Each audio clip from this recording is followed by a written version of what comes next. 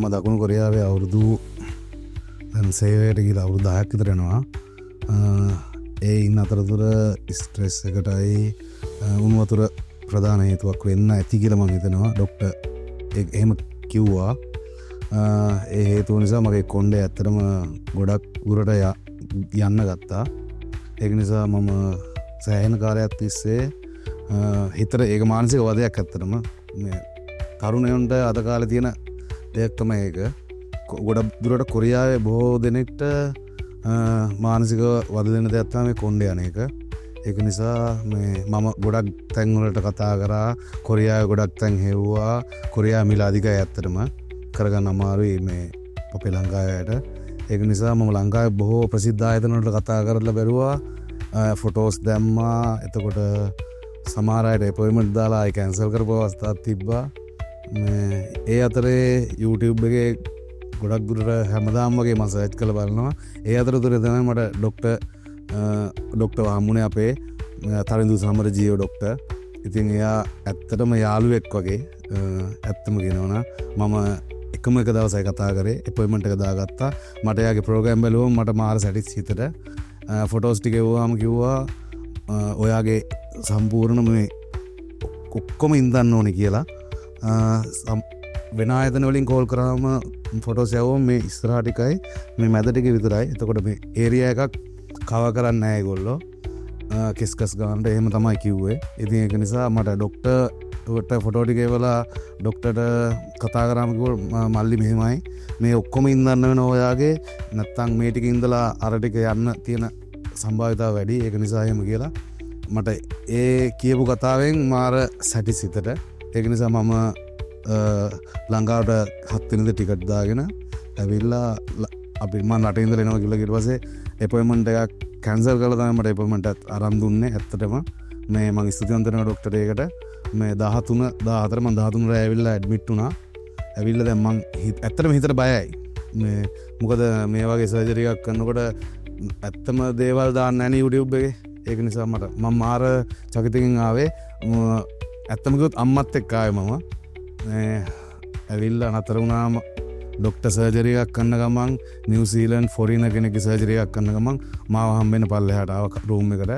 ඇවිල්ලා මල්ලි යමන් කියලා කිව්වා උඩ සර්ජරි එකක් කරන ගමන් ඉන්නේ මේ ෆොරිනර් කෙනෙක්ගේ නිව්සීලන්ඩ් බලමු කියලා කිව්වා. මං කිව්වා ඇත්තටම මට බලන්න පුළුවන්ද කියලා. මං ඇත්තටම කන්ෆියුස් වුණා ඒ වෙලාවේ. එහෙම බලන්න දෙනවද කියලා මම දන්නේ නැහැ ඇත්තටම. ඊට පස්සේ ડોක්ටර්ත් එක්ක මම 10 උඩට ඇත්තට ඒ වෙලාවේ 10 වෙනි තට්ටුවේ කරේ මේ ඔපරේෂන් එක. ඒ වෙලාවේ මම ට්‍රාන්ස්ප්ලාන්ට් එක කරන තැනට ආවා. මං එයාත් ෆොරිනර්ගේ ඒ කරන දේ දැක්කා. ඇත්තටම ඒකෙන් මගේ හිතේ තිබ්බ බය ඇත්තටම නැති වෙලා ගියා. නැති වෙලා ගිහිල්ලා ඉතින් ඊට පස්සේ උදේ තමයි මගේ සර්ජරි එක තිබ්බේ. ඇත්තටම කිව්වොත් ડોක්ටර්ලා සෑහෙන මහන්සි වෙනවා. උදේ 7 ඉඳන් රෑ 10 විතර වෙනකන් දවස් දෙකක් එක දිගට මේ ට්‍රාන්ස්ප්ලාන්ට් එක කරනවා. සාමාන්‍ය වෙන තැන් වල කොහොම කරනවද කියලා මම දන්නේ නැහැ. වීඩියෝස් බැලුවම වෙන තැන් වල එච්චර එහෙම කරන්නේ නැහැ කියලා මට තේරෙනවා. ඉතින් ඇත්තටම මගේ තිබ්බ මේ ප්‍රශ්නෙට ડોක්ටර් තරිඳු සමරජීව දුන්න උත්තරය මේක. මං ඇත්තටම මේ ගැන සතුටු වෙනවා. ඇත්තටම මං කියන්නේ කොරියාවින් යාළුවන්ට ඔයාලගේ කොණ්ඩේ යන ප්‍රශ්නෙට කොණ්ඩේ හිටවන එකම විතරක් නෙමෙයි වෙන ડોක්ටර්ගෙන් උපදෙස් අරගෙන ඔයාලගේ යන්න ගත්තේ ළඟදී නම් ඒවට වෙන උපදෙස් අරගෙන ඔක්කොම යන්න කලින් ඒවට ට්‍රීට්මන්ට් කරන්න කියලා මම කොරියාවේ කොල්ලොන්ගෙන් ඇත්තටම ඉල්ලනවා. ඒ කියන්නේ මෙහෙමයි මම බලකිරීමක් නෙවෙයි කරන්නේ. ඔයාලට මේ වැඩේ සැටිස්ද කියලා මගේ වැඩේ ඉවර වෙලා තව මාස 6කින් විතර ඔයාලට බලා ගන්න පුළුවන්. එතකොට බලමු අපි කොහොමද වැඩේ කියලා. කොණ්ඩේ හිටවන්න කැමති අය ඉන්නවනම් අපේ ડોක්ටර් සම්බන්ධ කරගෙන වැඩේ කරන්න. ඇත්තටම හරිම ෆ්‍රෙන්ඩ්ලි පුල් ආතල්ලගේ වැඩේ යනවා. ෆිල්ම් එකක් බලන ගමන් සින්දුවක් අහන ගමන් තමයි වැඩේ යන්නේ. ගොඩක් අය බය වෙනවා මේ හිරිවැත්තන්න ඉන්ජෙක්ෂන් ගන්නවා. මමත් බය වුණා ඇත්තටම. ඇත්තට මේ අයට කියන්න තියෙන්නේ එහෙම කිසිම ප්‍රශ්නයක් නැහැ. සාමාන්‍යයෙන් අපිට අතට ඉන්ජෙක්ෂන් එකක් ගන්නකොට දැනෙන වේදනාවම තමයි දැනෙන්නේ. ඒක සාමාන්‍යයෙන් නෝමල්. ඒ ගැන වොරි වෙන්න දෙයක් නැහැ. ඇවිල්ලා වැඩේ කරගන්න අපේ ડોක්ටර් තනුදු සමරජීව හම්බෙන්න ස්ටාෆ් එක හරිම ෆ්‍රෙන්ඩ්ලි. මම නැවතුණා. මට රූම් එකක් වෙනම හම්බෙනවා. දවස් දෙකට කෑම බීම මතක අම්මාව අම්මට කෑම්බීම සියලු දේවල් එක්කොම ඇඩ්වෙන්නේ ඒ කියන පැකේජ්ජකට තමයි ඇඩ්වෙන්නේ. ඊට වඩා අමතර කිසිම වියදමක් නෑ. ඔයාලගේ ෆොටෝස් ටික එව්වට පස්සේ ඔයාගේ කොහොමද ඉඳන්න ඕනේ කියලා ප්‍රමාණය ડોක්ටර් කියනවා. ඒ පැකේජ් එකට මේ සියලු දේවල් අයිති වෙනවා.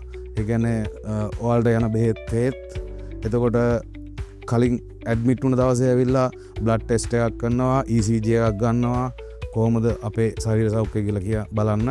ඒ අමතරව සර්ජරි කරන අතරතුර ඔයාලට මොනවා හරි ගැටලුවක් ආවොත් හොස්පිටල් එක කරන්න මේක ගොඩක් කොළඹ දියුණු හොස්පිටල් එකක් මේක මේ එතන කරන්න. ඒක නිසා අමතර ඩොක්ටර්ස්ලා ඉන්නවා. ඒගොල්ලෝ ගෙන්නලා මේ වැඩේ ඉතින් ඩොක්ටර් ආයි කියන්න දෙයක් නැහැ, සුපිරියටම කරනවා.